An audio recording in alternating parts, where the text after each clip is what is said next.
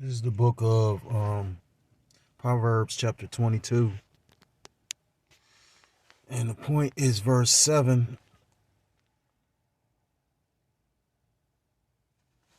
And it reads, the rich ruleth over the poor, and the borrower is servant to the lender.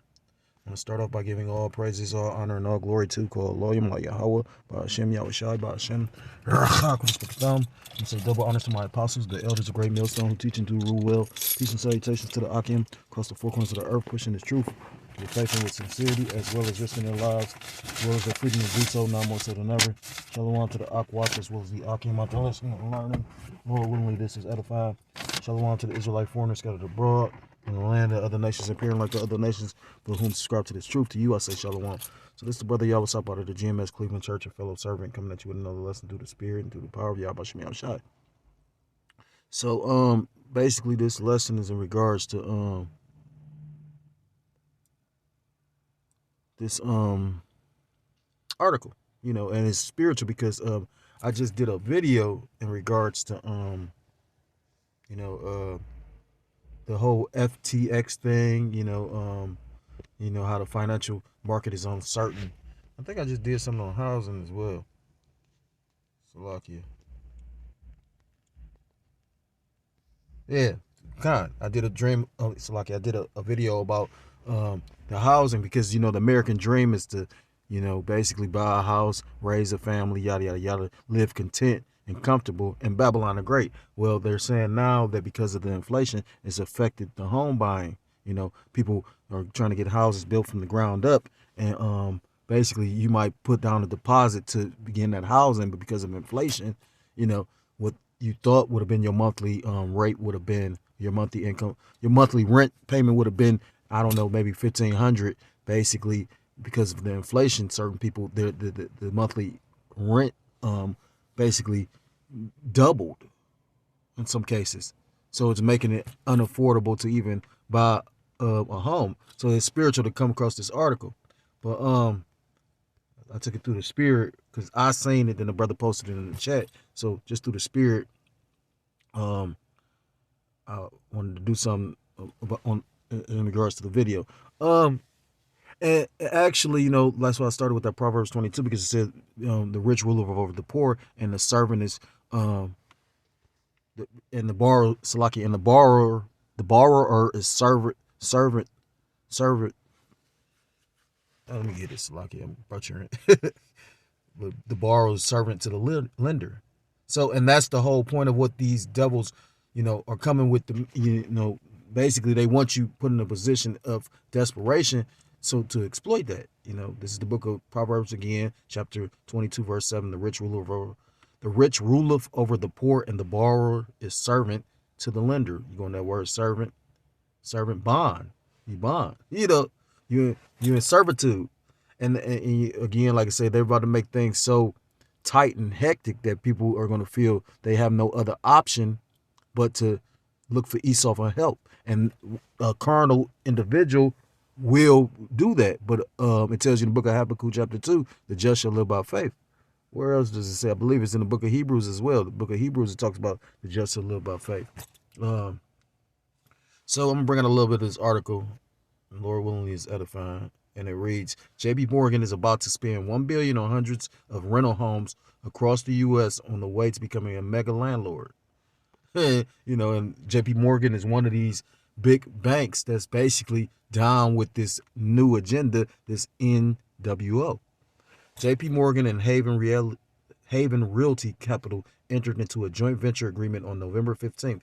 The companies plan to acquire up to $1 billion in build-to-rent properties starting in Atlanta. Housing experts warn that it can take a long time to bring build-to-rent properties to market.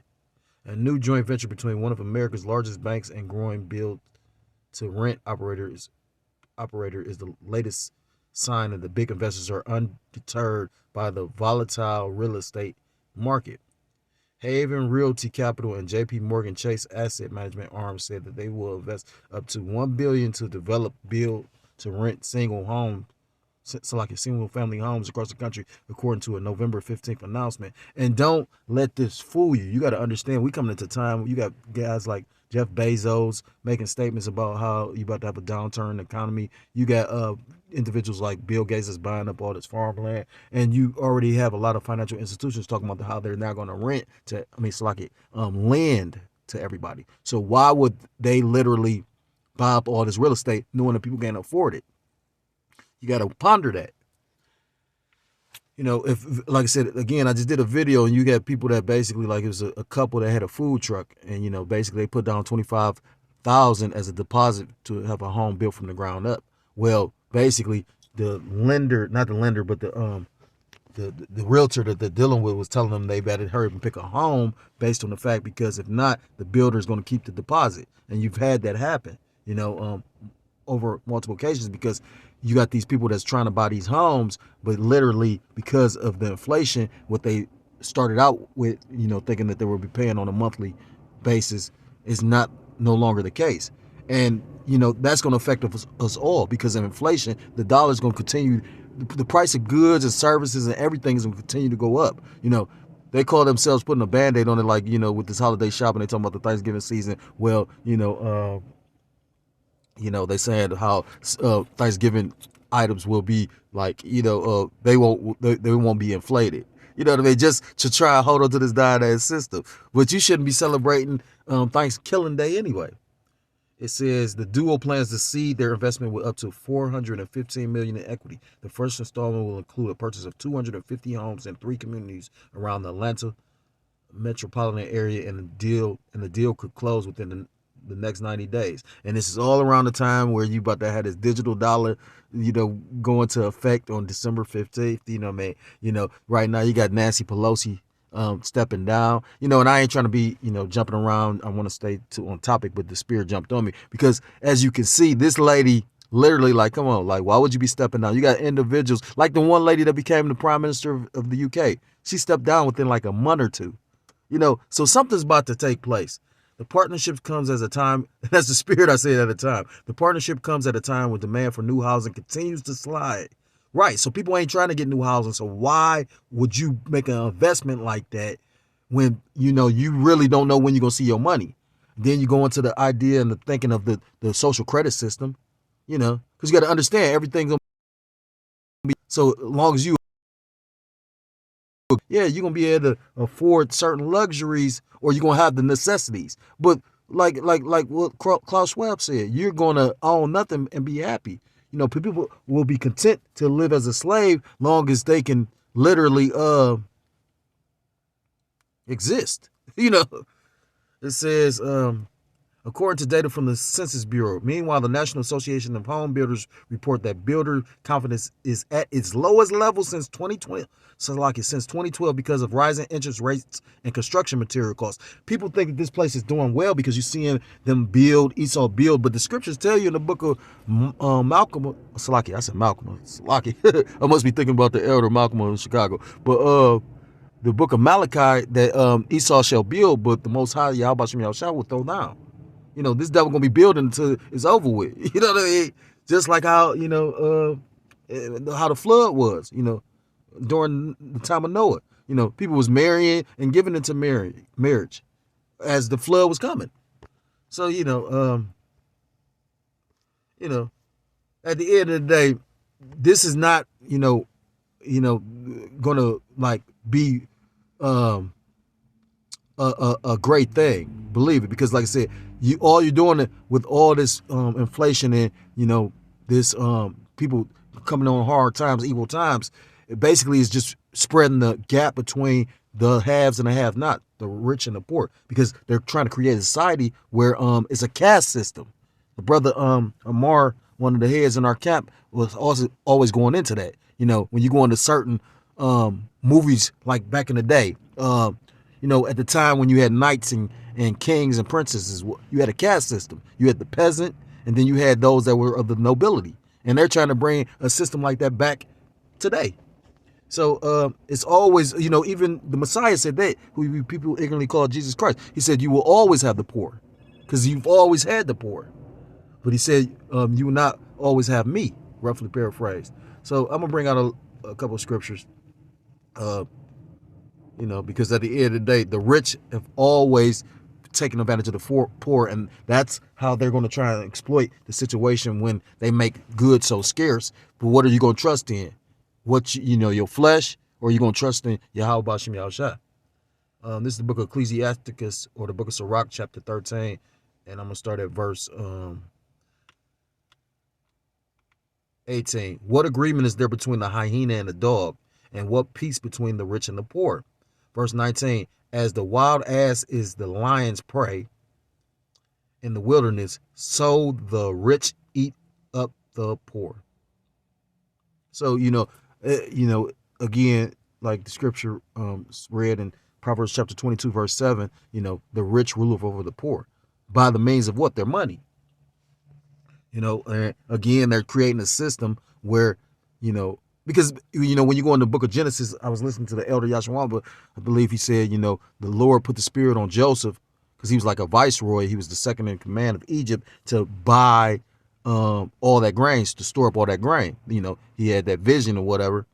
Well, the king had the vision, and he basically broke down the interpretation thereof, but and he had the spirit on him to put up all that grain. So, you had, even when he got back to, was able to meet or see his brothers again, it was a famine in the land. So although, Jacob wasn't living in Egypt, basically it was so bad of a famine, they had to travel to that land. A famine does not mean a complete lack of food. It means a scarcity of food,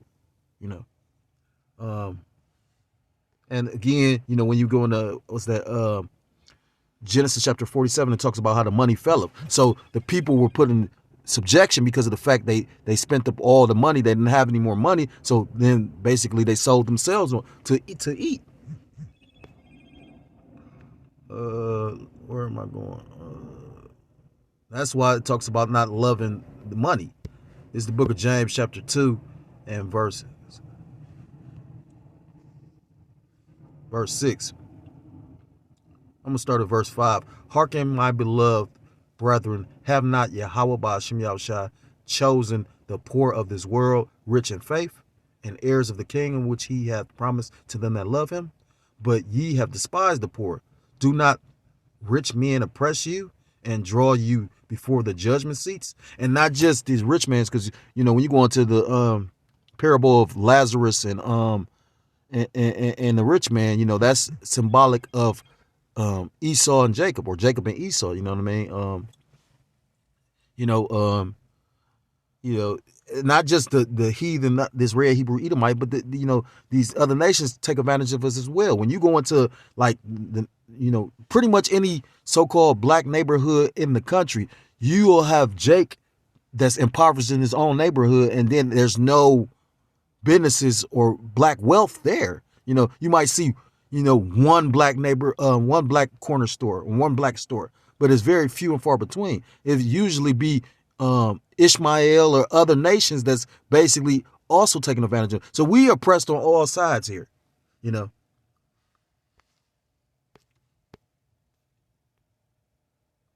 That's why the scriptures talk about, not to we love money. This is the book of 1 Timothy chapter 6, and verse 6. Be basically content with your daily bread.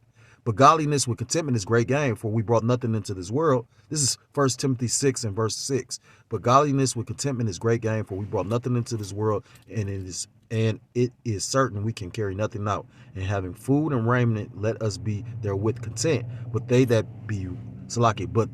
will be rich fall into temptation and a snare, and into many foolish and hurtful lusts, which drown men in destruction and perdition. For the love of money is the root of all evil. Money is not the root of all evil, but the love of it. Solomon had all the riches. It tells you that in the scriptures, but that ain't what basically he succumbed to and what made him fall. It was the love of them women, because he loved the women so much that he began to worship their gods. And that's the wisest man pretty much on the planet, to show you how the Lord really could just, like if the Lord, leave you. And that's why, when David prayed, what's that, Psalms 51, I believe, when he prayed to Yahweh that don't take the spirit away from him. I believe it's Psalms 51. But, And then it's so deep because when you go into pretty much when you really sit and meditate and really research, you'll find out how much stuff is, or how many stories, or how many things were really created beyond the scriptures. I mean, like the whole story of Star Wars and the Jedi is all based on the scriptures. But not to digress, it says, for the love of money is the root of all evil, which while some covet after, they have erred from the faith and pierced themselves through with many sorrows. You're going to have a lot of individuals going to be stuck on just the fact when this system fails, they're going to be willing, and they lose, they feel they lost that paper money, they're going to be willing to accept anything to get a semblance. Look what people did with just basically with the whole vaccine and the whole pandemic. You know what I mean? You had people willing to put something that they wasn't even for sure how it worked. I mean, it's literally experimental. They was willing to put something that they didn't know what will be the result of it into their bodies, just to go back to some semblance of normality. When normality or normalcy goes, or normal goes back to order.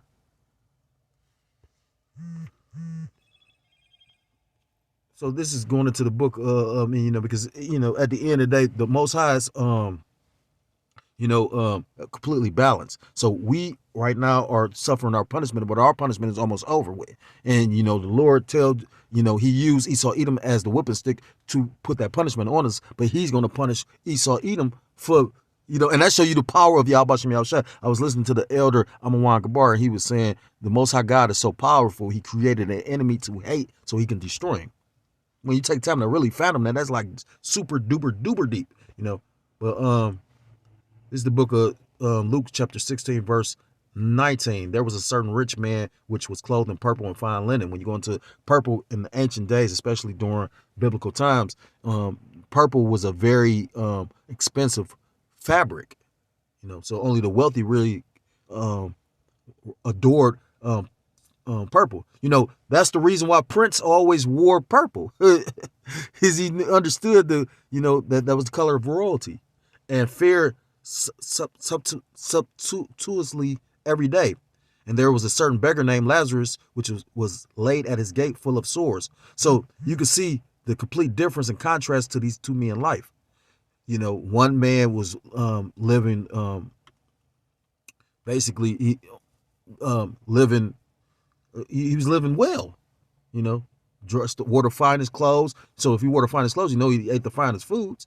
And then this other man basically was so poor, when I read that, made me think of the beggar that was at the gate, that I believe Peter healed. I think Yahushua healed someone at the gate too, but I'm pretty sure Peter healed somebody, or he was at the gate of the temple, or at the door of the temple. I know he was begging, and Peter said, I don't have any money for you, but what I do have is this, and basically healed him and allowed him to walk. So basically, when you go into, the parable of this is representing Jacob and Esau. Of course, Esau is the rich man, and Jacob was the beggar, or Lazarus. Verse 21, and desiring to be fed with the crumbs which fell from the rich man's table. So basically, majority of Jake, we're not living well in the society. You got a few of our people that have basically made covenants with the enemy, and they're living well. You got motherfuckers like LeBron James and Charles Barkley and Shaquille O'Neal. And I'm surprised why everybody's so surprised about Shaquille. Shaquille is not only a Mason. That ain't me just speculating. He showed the ring on the fucking Sports Center. But this motherfucker was a sheriff. This nigga everybody. You can't trust this motherfucker at all. Everything in Esau's system. Why are y'all so surprised that he was up there sucking dick and jiving, cooning and jiving? It says, moreover, the dogs came and licked his swords. And who are the dogs? They represent the heathens. Because again, I used the analogy of how, in our neighborhoods, that's why our neighborhoods are so downtrodden and poor, because you have other nations that basically profit off of the money that goes around in our neighborhoods, and then they take that money and take it back to their neighborhoods. Verse 22, because everybody is against the children of Israel. Verse 22, and it came to pass that the beggar died and was carried by the angels into Abraham's bosom. The rich man also died and was buried. Verse 23, and in hell he lifted up his eyes, being in torments, and seeth Abraham afar off, and Lazarus in the bosom. And he cried and said, Father Abraham, have mercy on me, and send Lazarus that he may dip the tip of his finger in water and cool my tongue, for I am tormented in this flame. But Abraham said Son, remember that thou in thy lifetime receivest thy good things, and likewise Lazarus evil things. But now he is comforted, and thou art tormented. So basically, it's the balance. On this side, Jacob or Lazarus was catching hell, and in Abraham's bosom, he was comforted while Lazarus was catching hell, and that's the balance. It tells you in the book of Proverbs, chapter 11, how false balance is abomination to the Most High. It also tells you how this world was made for Esau, but the world to come is made for Jacob. Roughly paraphrasing the Apocrypha. So right now, and that's to show you the fairness of Yahweh Shem Yahushua, because every nation had an opportunity to rule. We had an opportunity to rule. Other nations had an opportunity to rule. And you see when a world governed by the law, statutes, commandments of Yahweh Shem Yahushua, when Solomon was ruling, it was peace on earth. and the kingdom was really, when you take time to think about it, the scriptures talk about how the Queen of Sheba basically mistook the doorkeeper, Solomon's doorkeeper, for Solomon. So can you imagine if the doorkeeper was that, for her to think that the doorkeeper had to be, dressed down from head to toe, you know what I mean? So, at the end of the day, trusting in these uncertain riches, will lead to your detriment and demise, Again, the scriptures talk about the just shall live by faith. We trust because we have no continuous city here, so we trust on the Lord for the kingdom to come, in which dwelleth righteousness. So if you are so-called Black, Hispanic, Native American, Seminole Indian, West Indian, or Haitian, I implore you to come back to the law, statutes, and commandments of your power, or you will be destroyed. With that, I want to give all praises, all honor, and all glory to called Loyam, La Yahweh, Ba Hashem, Yahweh Shai, Ba Hashem, double honors to my apostles, the elders, a great millstone who teach us to rule well. Peace and salutations to the Akim across the four corners of the earth, pushing the truth with faith and with sincerity, as well as risking their lives and the freedom to do so, now more so than ever. Shalom to the Akwath, as well as the Akim out there listening and learning. Lord, willingly this was edifying. Shalom to the Israelite foreigners scattered abroad in the land of other nations, appearing like the other nations, but whom subscribe to this truth. To you I say shalom. Till next time I'm able to come with another lesson. Shalom, shalom, and wath lababah. Shalom.